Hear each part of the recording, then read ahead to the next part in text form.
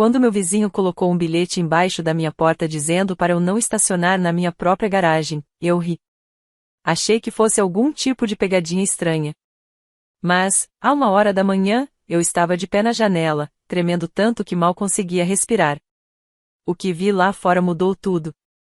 Antes de continuar, inscreva-se e me conte nos comentários de onde você está assistindo. Meu nome é Harper, tenho 29 anos e moro em um pequeno bairro suburbano com minha filha de 6 anos, ela. A vida não é fácil. Trabalho longos plantões como enfermeira e muitas vezes chego tarde em casa, exausta. Meu mundo gira em torno da ela, garantindo que ela esteja segura, feliz e amada. Naquela noite, eu tinha acabado de voltar de um plantão no hospital. Ela dormia no banco de trás, com a cabecinha encostada na janela do carro. Ela tinha ficado acordada esperando por mim e estava tão cansada que a levei no colo para dentro de casa, ainda de pijama de unicórnio. Lembro de tê-la colocado na cama, afastado seus cabelos do rosto e dado um beijo em sua testa. Quando desci novamente para pegar as compras no carro, percebi um pedaço de papel dobrado preso na porta da frente. Estranhei, porque nunca encontro nada assim ali. Peguei, achando que fosse um panfleto ou aviso de entrega, mas, ao abrir, congelei. O bilhete dizia: Harper, não estacione na sua garagem esta noite. Por favor, confie em mim. Fiquei olhando, confusa. Estava assinado por Mark, meu vizinho. Mark é um homem de meia-idade, quieto, que mora ao lado. Sempre na dele, nunca causa problema e, para ser sincera, nossas conversas nunca passaram de poucas palavras. Por isso, o bilhete pareceu tão fora de contexto. Não consegui evitar uma risada nervosa. Parecia cena de filme de mistério. Cheguei até a mandar mensagem para minha mãe: Mãe, você não vai acreditar nisso. Mark tinha acabado de me dizer para não estacionar na minha própria vaga. O que era aquilo? Uma pegadinha? Respondi para minha mãe, e ela respondeu quase na mesma hora: talvez ele esteja tentando dar em cima de você. Revirei os olhos e larguei o bilhete no balcão. Não parecia nada sério, mas, só por precaução, deixei o carro estacionado na rua naquela noite, achando que seria apenas uma história engraçada para contar depois. Naquele momento, eu não fazia ideia de quão sério aquilo realmente era. O bilhete do Mark não saía da minha cabeça, mesmo depois que estacionei o carro na rua e tranquei a casa. No início, tratei aquilo como uma tentativa estranha de ser simpático, talvez até uma piada sem graça. Mas, conforme as horas passavam, eu ficava cada vez mais inquieta. Por que ele diria algo tão específico? Por que justamente naquela noite? Não era o tipo de coisa que alguém fala sem um motivo real. Deitei tentando dormir, mas cada estalo da casa me deixava tensa. O vento balançava os galhos lá fora, e as sombras na parede se esticavam e se moviam como se estivessem vivas. Olhei para ela, encolhida sob as cobertas, abraçada ao coelhinho de pelúcia favorito.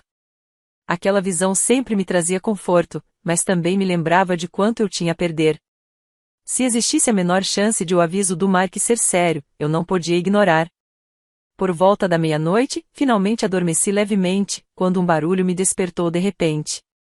Achei que fosse só uma lixeira tombando ou talvez um guaxinim. Mas então ouvi de novo, um arranhar suave, como metal raspando no asfalto. Sentei na cama, com o coração disparado. Me movi devagar, sem querer acordar ela, e fui na ponta dos pés até a janela da frente. Puxei a cortina só o suficiente para espiar lá fora. O que vi fez meu estômago se revirar. 2 homens estavam agachados perto da minha garagem. No começo não consegui entender o que faziam, mas os movimentos eram calculados e firmes. Um deles segurava algo na mão que refletia a luz. Aquilo brilhou por um instante, e então percebi que era uma faca ou um estilete. Minha boca secou na hora. Eles não estavam apenas rondando por ali, estavam fazendo alguma coisa. Inclinei-me mais perto, tentando enxergar melhor sem fazer barulho. Minhas mãos tremiam enquanto eu encostava a testa no vidro gelado. Foi então que caiu a ficha: eles estavam cortando os pneus. Meu carro estava estacionado na rua, mas se eu tivesse seguido minha rotina normal e deixado na garagem, naquele exato momento estaria sob as mãos deles. Senti meu peito apertar quando o peso do bilhete finalmente fez sentido. Mark não estava brincando. O pânico tomou conta de mim. Afastei-me da janela, tentando não fazer barulho. Meu primeiro instinto foi pegar o celular e ligar para o 190. Mas uma parte de mim hesitou. E se eles ouvissem? E se percebessem que estavam sendo observados? A última coisa que eu queria era que descobrissem que ela e eu estávamos dentro de casa. Ainda assim, eu não podia simplesmente ficar parada. Meus dedos tremiam enquanto disquei o número e encostei o telefone no ouvido.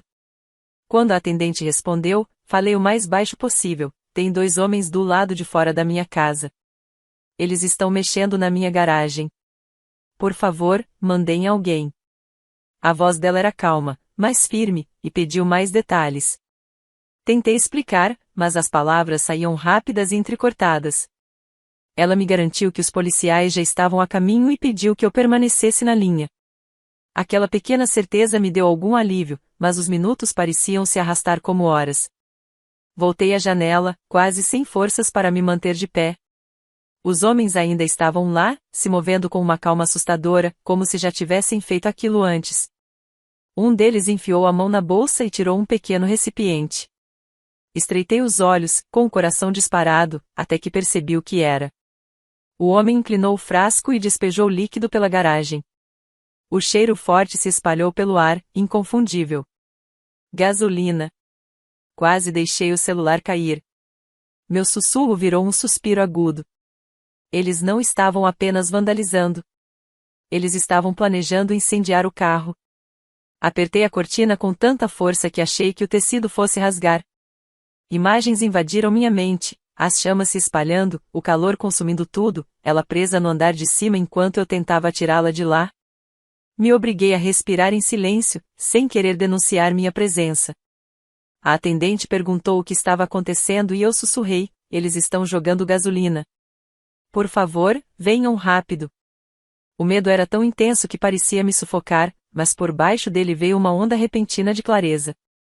Mark tinha me salvado de cair direto em uma armadilha. Se eu tivesse estacionado na garagem, meu carro estaria encharcado de combustível, e uma faísca bastaria para transformar aquela noite em um pesadelo. Agachada junto à janela, observando aqueles estranhos se prepararem para algo impensável, todo o meu instinto gritava para proteger ela.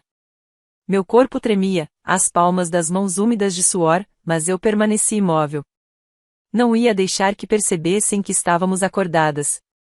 Naquela noite, enquanto esperava as luzes piscantes da polícia aparecerem, percebi o tamanho do perigo em que estávamos.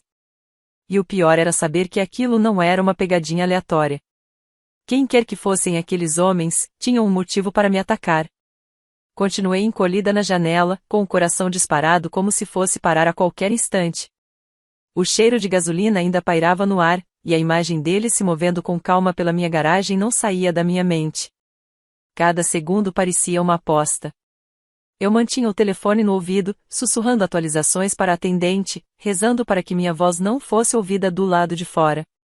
Ela continuava dizendo para eu ficar calma e em silêncio: os policiais estão a caminho, repetia. Logo eles estarão aí.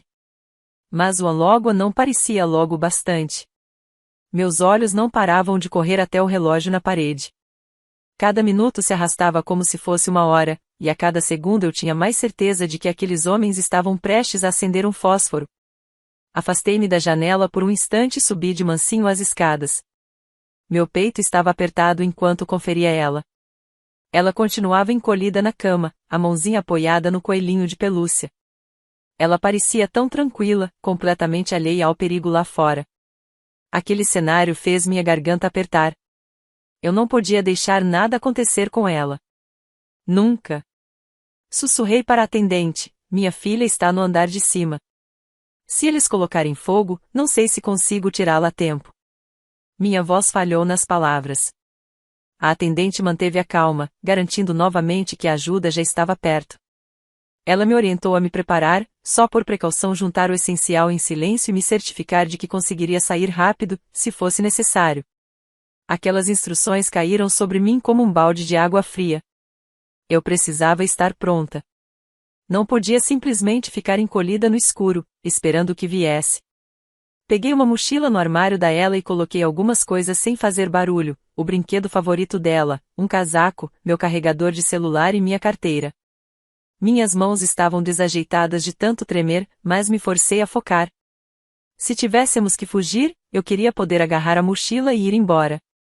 Quando voltei para a janela, os homens ainda estavam lá. Um andava de um lado para o outro, nervoso, enquanto o outro se ajoelhava, mexendo em algo nas mãos. Meu estômago se revirou quando percebi que era um isqueiro. Apertei o celular mais forte contra a orelha e sussurrei: um deles está com um isqueiro. Por favor, diga que eles já estão chegando. A voz da atendente continuava firme, mas agora havia urgência nela: eles estão perto. Fique escondida. Não confronte os homens. Essa última ordem ecoou na minha cabeça. Parte de mim queria gritar para eles pararem, bater na janela e fazê-los correr, mas eu sabia que isso só colocaria ela e eu em risco ainda maior. Eles poderiam se desesperar e agir ainda mais rápido. Talvez até tentassem entrar na casa. Me forcei a ficar em silêncio, mesmo com cada nervo do meu corpo implorando para agir. Continuei agachada no escuro, segurando a cortina com tanta força que meus nós dos dedos ficaram brancos. Meu corpo inteiro tremia, mas minha mente estava fixa em uma única coisa: proteger ela. Por um momento, pensei em acordá-la e sair escondidas pela porta dos fundos. Minha mente correu por essa possibilidade, mas então imaginei nós duas atravessando o quintal, vulneráveis, com aqueles homens a poucos metros de distância. Se eles nos vissem, eu não tinha ideia do que seriam capazes de fazer. Esse pensamento, sozinho, me manteve paralisada no lugar. Os minutos se arrastavam. O homem com o isqueiro abriu uma vez, depois fechou de novo, como se estivesse testando. A pequena faísca fez meu corpo inteiro estremecer.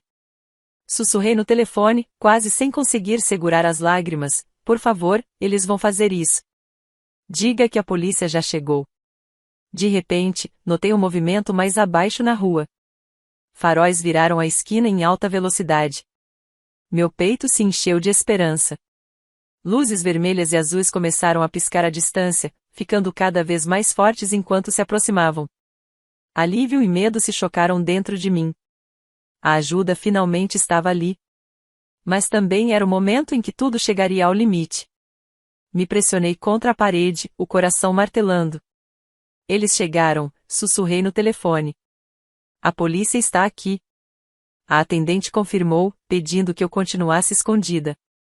Fiquei agachada, agarrando a mochila e rezando para que aqueles homens não fizessem nada impensado antes que os policiais os alcançassem.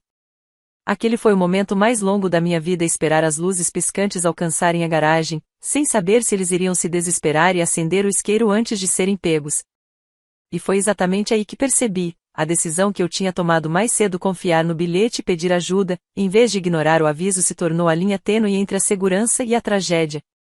As luzes vermelhas e azuis finalmente invadiram a rua, pintando as casas em cores irreais, como se eu tivesse entrado em um pesadelo do qual não podia acordar. Prendi a respiração quando as viaturas pararam bruscamente bem em frente à minha casa. O silêncio da noite se quebrou com o estrondo das portas batendo e os gritos de comando dos policiais: mãos para cima. Joguem isso no chão agora. Os dois homens congelaram por uma fração de segundo, seus corpos iluminados pelos faróis da viatura. Então tudo explodiu em caos. Um deles disparou em direção à lateral da casa, tentando escapar pelo caminho estreito entre as residências. O outro homem segurava o isqueiro, a mão trêmula como se não conseguisse decidir se fugia, lutava ou acendia a chama. Meu coração pareceu parar no peito. Aquela única decisão, se ele deslizasse o polegar e deixasse a faísca acender, poderia ter mudado minha vida inteira em um instante. Levei as duas mãos à boca, os olhos marejados de lágrimas enquanto observava da janela. Largue isso agora, um dos policiais gritou, a voz firme e autoritária. O homem hesitou. Por um segundo aterrorizante, achei que ele fosse acender. O isqueiro se abriu com um clique, a pequena faísca brilhando no escuro. Mas, antes que a chama pegasse, um dos oficiais o derrubou com força no chão. O isqueiro voou pela garagem, batendo inofensivamente no meio-fio. Meu corpo inteiro desabou em alívio, os joelhos quase não me sustentando. O outro homem não foi muito longe. Os policiais correram atrás dele, lanternas balançando na escuridão. Ouvi o som pesado das botas no asfalto, seguido por gritos e o clique metálico inconfundível das algemas se fechando. Tudo terminou em menos de um minuto, mas parecia que eu tinha ficado sem respirar por horas. Encostei a testa no vidro, tremendo, e sussurrei um agradecimento a Deus. Então olhei para o fim da rua e vi uma figura parada na esquina, observando tudo. Era Mark, meu vizinho. Ele estava com os braços cruzados, o rosto tenso de preocupação. Mas, quando viu os homens dominados, soltou um suspiro visível. Foi nesse instante que percebi a verdade: ele tinha estado cuidando de mim o tempo todo. Afastei-me devagar da janela, peguei a mochila que tinha preparado para ela e subi as escadas. Ela ainda dormia profundamente, sem imaginar o caos que acontecia bem do lado de fora de sua janela. Acariciei seus cabelos e murmurei: "Você está segura, meu amor." "Está segura." Quando desci de volta, bateram à porta. Minhas pernas estavam fracas, mas ao abrir e ver o policial parado ali, senti uma onda de alívio impossível de descrever. "Senhora, agora está tudo bem", disse ele. "Nós os temos sob custódia. A senhora quer sair por um momento?" Assenti, ainda agarrada à alça da mochila como se fosse minha tábua de salvação. Quando pisei do lado de fora, o ar noturno me atingiu, frio e cortante. O cheiro de gasolina ainda impregnava a garagem, agora misturado ao forte odor de borracha dos pneus das viaturas. As luzes vermelhas e azuis ainda piscavam pelas casas. Vizinhos espiavam pelas janelas e portas. Policiais circulavam rapidamente pela cena. E então vi Mark novamente. Ele conversava com um dos policiais, o rosto pálido, mas sereno. Quando me notou, caminhou devagar em minha direção, como se não tivesse certeza de como eu reagiria. "Você está bem?" perguntou em voz baixa. Quis responder, mas minha garganta estava apertada. Apenas assenti, piscando para conter as lágrimas. "Como você soube?" Mark soltou um suspiro pesado. "Eu estava passeando com meu cachorro mais cedo. Cortei caminho pelo beco e ouvi aqueles caras conversando. Eles mencionaram seu carro, sua garagem. Não queria te assustar, mas também não podia deixar você estacionar lá. Não sabia se você me levaria a sério, mas torci para que sim." Fiquei olhando para ele, as mãos trêmulas. "Você nos salvou", sussurrei. Mark balançou a cabeça levemente. "Só fiz o que qualquer um deveria fazer.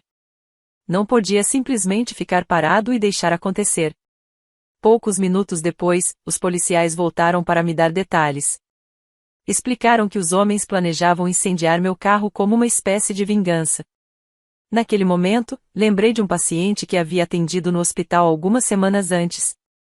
Ele tinha sido agressivo, furioso porque eu não quis quebrar o protocolo para lhe dar o que queria. Tinha me xingado e até me ameaçado baixinho enquanto a segurança o retirava.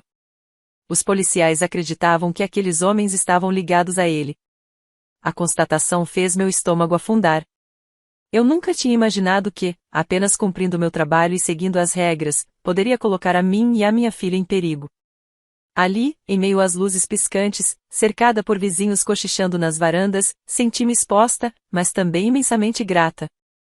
Se não fosse o bilhete de Mark, aquele pequeno pedaço de papel enfiado debaixo da minha porta, a noite poderia ter terminado em chamas. Olhei para ele novamente. Estava parado em silêncio, quase como se não quisesse reconhecimento. Naquele instante, percebi que nunca mais poderia vê-lo da mesma forma. Ele não era apenas o homem quieto que vivia na dele. Ele era o motivo de minha filha e eu estarmos seguras. Quando os policiais levaram os homens algemados, a adrenalina finalmente começou a se esvair do meu corpo, deixando apenas o cansaço. Mas, no fundo, senti um forte alívio. O perigo tinha passado, e nós tínhamos sobrevivido àquela noite. Na manhã seguinte, o bairro parecia calmo de novo, como se nada tivesse acontecido. As luzes piscantes tinham sumido, as viaturas haviam ido embora, e a maioria dos vizinhos voltará às suas rotinas. Mas, para mim, nada parecia normal. Fiquei de pé na janela, tomando café, olhando para as manchas escuras deixadas na garagem, onde a gasolina havia penetrado no concreto. Era um lembrete de que o perigo tinha sido real, não apenas um pesadelo do qual eu poderia acordar. Dentro de casa, o cheiro de café tomava a cozinha enquanto ela comia seu cereal na mesa, balançando as perninhas sob a cadeira. Ela cantarolava para si mesma, completamente alheia ao quão perto tínhamos chegado do desastre. Eu não conseguia parar de olhar para ela, nem de pensar em como aquela manhã poderia ter sido diferente se Mark não tivesse deslizado aquele bilhete pela minha porta. Se eu tivesse ignorado, se tivesse estacionado na garagem como sempre, talvez não estivéssemos ali, seguras e inteiras. Guardei os detalhes de ela. Ela era muito nova para entender o que quase havia acontecido. Quando perguntou sobre as luzes lá fora, respondi apenas que a polícia tinha ajudado alguém na noite passada e que agora estava tudo bem. Ela assentiu, satisfeita com a resposta, e voltou a comer. Eu agradeci por sua inocência. Mais tarde naquele dia, a polícia voltou para me dar uma atualização. Confirmaram o que haviam suspeitado na noite anterior: os homens estavam ligados ao paciente agressivo que eu tinha atendido no hospital semanas antes. Eles estavam procurando uma forma de se vingar de mim. Os oficiais explicaram que incendiar meu carro não era só uma questão de destruir propriedade. O fogo poderia ter se espalhado para minha casa, para o quarto de ela no andar de cima, para tudo que eu tinha construído para nós. Ouvir aquilo fez meu estômago revirar. Também me fez perceber como a linha entre a segurança e a tragédia é fina. Depois que os policiais foram embora, sentei no sofá em silêncio, encarando o bilhete que Mark havia me dado. Agora estava amassado de tanto ficar no meu bolso durante a noite, mas as palavras ainda estavam nítidas: não estacione na sua garagem hoje à noite. Por favor, confie em mim. Passei os dedos sobre a tinta e senti uma gratidão imensa. Naquela noite, finalmente criei coragem para ir até a casa ao lado e agradecer Mark como ele merecia. Ele estava sentado na varanda, regando uma fileira de plantas que mantinha perto do corrimão. Levantou os olhos quando me viu, quase hesitante, como se não tivesse certeza se eu realmente iria me aproximar. Eu nem sei o que dizer, falei. Se não fosse por você, não acho que ela e eu estaríamos seguras agora. Mark esboçou um pequeno sorriso, mas balançou a cabeça. Você não me deve nada. Só fiz o que eu gostaria que alguém fizesse por mim, disse Mark. Assenti, mas ainda sentia o peso do que lhe havia feito. Ele não apenas me alertou sobre um incômodo qualquer. Ele me deu a chance de proteger minha filha, de manter nossas vidas intactas. Esse tipo de bondade é raro. Naquela noite, depois de colocar ela na cama, fiquei acordada pensando em tudo o que tinha acontecido. Percebi como, tantas vezes, tomamos as coisas mais simples como garantidas: nossa casa, nossa rotina, nossa sensação de segurança. Acreditamos que nada de ruim vai acontecer só porque nunca aconteceu antes. Mas, em uma única noite, essa ilusão pode se despedaçar. Também pensei sobre confiança. Não é fácil confiar em alguém, especialmente quando não se conhece bem essa pessoa. Quando li aquele bilhete, minha primeira reação foi rir, ignorar. Mas algo me fez ouvir e essa decisão mudou tudo. Às vezes, a vida nos dá avisos que não fazem sentido naquele instante. E temos a escolha: ignorar ou agir. Eu tive sorte de ter escutado. Essa experiência mudou a forma como vejo meu bairro. Mudou a forma como vejo Mark. Ele ainda pode ser o homem quieto que prefere ficar na dele. Mas agora sei que também é alguém atento, que se importa com os outros, mesmo quando seria mais fácil ficar calado. Isso faz dele muito mais que um vizinho. Ele é alguém por quem sempre serei grata. Quanto a mim, carrego uma nova consciência. O perigo pode surgir quando menos esperamos, e a vida nem sempre nos dá tempo de nos preparar. Mas também carrego uma nova força: saber que fui capaz de proteger ela e mantê-la segura. Isso é o que mais importa. Agora, quando a coloco na cama à noite, demoro um pouco mais. Acaricio seu cabelo, beijo sua testa e lembro a mim mesma que cada dia ao lado dela é um presente. Se há uma coisa que quero deixar para você, é esta: preste atenção às pessoas ao seu redor. Às vezes, o menor gesto, o aviso mais silencioso, pode salvar uma vida. A minha foi salva por um simples pedaço de papel, deslizado por debaixo da porta, no momento certo. E, se você está assistindo a isso, obrigada por ouvir minha história. Não se esqueça de se inscrever no canal e me contar nos comentários de onde você está assistindo. Adoraria ouvir as suas histórias também.